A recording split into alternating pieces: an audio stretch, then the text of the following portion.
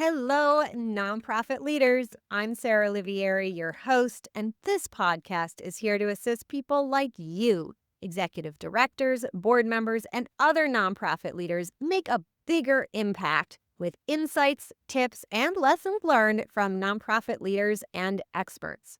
Having been an executive director, a board member, and now a consultant and coach, I truly understand the challenges you face. And that's why I'm here. I'm all about working smarter, not harder, so you can make a bigger impact without the burnout. And so is our sponsor, DonorBox. DonorBox isn't just a suite of helpful fundraising tools, it's a partner that helps you raise more money and supports you in retaining your donors. I love their forward thinking approach. Visit donorbox.org to learn more. And don't forget to sign up for the Inspired Nonprofit Leadership newsletter, where you'll get bite-sized, actionable tips just for nonprofit leaders like you, delivered weekly to your inbox. Sign up at inspirednonprofitleadership.com/sign up. Okay, let's dive into today's episode. All right, today we're going to be talking about what to do if you are struggling to find great board members. So if you have had a hard time recruiting the right board members, committed board members, skilled board members. We'll talk about what skilled should mean. Today is a good day for you because we're going to be talking about how to fix those things. And I will show you why sometimes it feels so hard and what you can do to attract more board members or go out and find more board members. All right, let's talk about one of the biggest reasons why it's hard to find the right board members. First of all, a lot of nonprofits have been given bad advice about finding board members. They have been told, and maybe this is you, they have been told that they need to find a lawyer and an accountant and, the various professions. You don't need those folks on your board. They have been told to build a board of donors, people with a lot of money who are going to give to your nonprofit. That becomes very problematic for a few reasons. One is there are plenty of people with money who would like to give but don't want the extra responsibility and work of being on your board. Two is if we build a board of wealthy people, we inherit all the systemic biases onto our boards. So we get boards, we actually end up promoting our boards to perpetuate the systems of power that often lead to folks being wealthy. And we really don't want people with wealth to be joining our boards as a mechanism for exerting their influence on how our organizations are run. That's not a healthy dynamic. And I would actively avoid board members who want to join your board to primarily increase their own status or increase the amount of influence they have over how your organization is run. So if we can shift to a new mindset about what we want as a board member, it starts to get a little easier to fill that role. So what do we want as a board member? A great board member, I like to say like two things. We want people who are critical thinkers, actually three things, critical thinkers who will read reports, right? Who will look at the information about the organization that's being provided. And three, will have the conversation in the room, meaning they're not afraid to speak up, ask questions, share their true feelings and opinions in the group at the board. Now, sometimes there's some cultural shifts that need to happen in order for everybody to feel comfortable having the conversation in the room.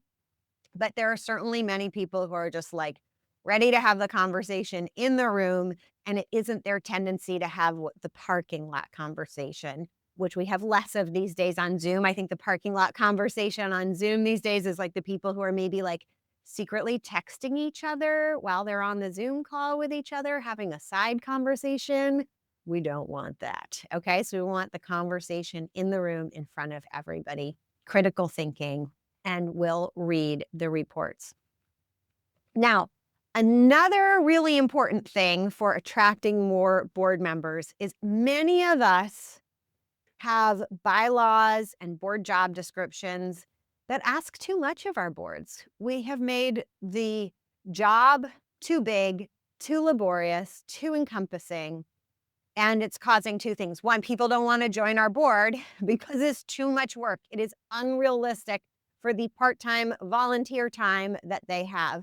And two, we have given our boards kind of more power than is really healthy. So it's a win-win. When we depower our boards a little, we reduce the expectations of how much work and how much responsibility boards have.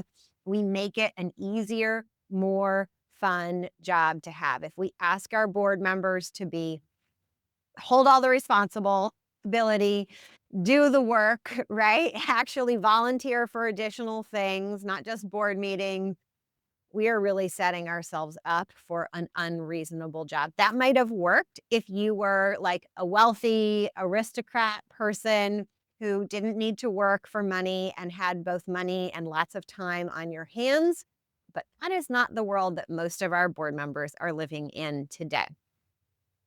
Okay, so we make the board job easier. We make the expectations more realistic. And I'm not going to go into that today. Okay, so let's talk about finding those board members. Those board members. So one, always be making a list of potential board members, people who will read the information, people who are critical thinkers, people who care about your mission, right? So always be looking, always building that list of potential board members as you're just out in the world. Oh, this person might be good. And let's just keep that connection for when we need a board member. Two, use LinkedIn. So you can go on LinkedIn, you can literally search for people who are open to board service and people who are on boards, right? People who are like on boards are often willing to be on more than one board. So, and then you can filter by like your location, if you have a location specific nonprofit, or by your interests, right? You can just use search terms to see what they're interested in. So that is one way. Another way to also use LinkedIn is to look for retired executive directors or nonprofit CEOs. These folks make great board members because they know how things work. They can have good oversight, right? Double checking. They can be good guides, supporters, and champions. And they often want to do board service because they gave so much of their life to improving nonprofits. And now they still want to do that, even though they don't want all the work of doing it. So a board member position is a great spot for them. And they're not likely to overstep because been there, done that, right? I do want you to avoid having board members who are actually the executive directors actively of other nonprofits. I see this a lot, and there's such a kind of base level conflict of interest, right? An executive director of a nonprofit or any kind of leadership position of a nonprofit really needs to be focusing, like the first priority needs to be supporting the nonprofit that they work for. And so that means that your organization shouldn't be their first priority. And you don't want board members who can't make your organization kind of first priority when it comes to, making connections, charitable giving, things like that. Okay. So we've covered adjusting the board job so that it is more attractive. We've talked about always be looking for potential board members wherever you are in the world. We've talked about using LinkedIn search for people who are interested in board search, as well as using search for people who are retired executive directors. Excuse me. The last thing I want to say about finding folks is to put the word out. Think of it like, if we put a job posting out and we don't have a lot of candidates, then there's something wrong with the post, right?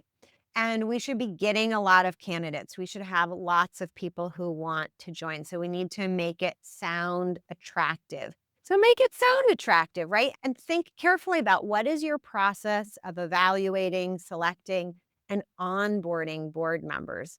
So think about it like placing an ad, right? This is marketing as we reach out and say, who would like to be on our board? Oh, and I can't believe I almost forgot. There are organizations of people who help fill boards. So look for them, look for groups. You can go to chambers of commerce groups.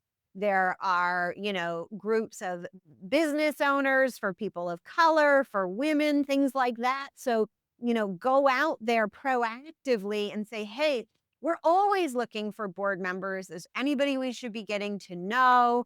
Think of them, I said, think of that outreach. Think of the posts as an ad. And think of it, another way to think of it is think of them like attracting a donor, right? Get to know them. It's relational. Make sure, that you like hanging out with them. The last thing I want to say is, in addition to having a great and reasonable and clear job description for your board members, building that joyful, collaborative culture on your board so that a board member who's on your board can really recommend it to somebody else wholeheartedly. Because I'm not like, if I'm on your board, and don't ask me because I don't join boards, it's kind of a conflict of interest with my clients. But if I were on a board, I've been on many in the past. Um, if it feels icky, I'm not going to invite my best connections to come be on the board because I wouldn't do that to them. So, clean up your house first. And last thing I'll say related to that is if your board is kind of messed up, it is okay to shrink. It is okay to come down to a board of just 3 people to get everything cleaned up and great, and then grow again, right? That is an okay way to regroup. Until next time, I wish you all the best. I'll see you then. You've been listening to Inspired Nonprofit Leadership. Thanks so much for tuning in. Be sure to subscribe so you don't miss a single episode or the bonus episodes. And while you're at it, please leave a rating and review and be sure to share with your friends and colleagues. Tune in every week for more useful insights and wisdom on nonprofit leadership. Thanks so much for all you do for the communities you serve. Until next time, all the best.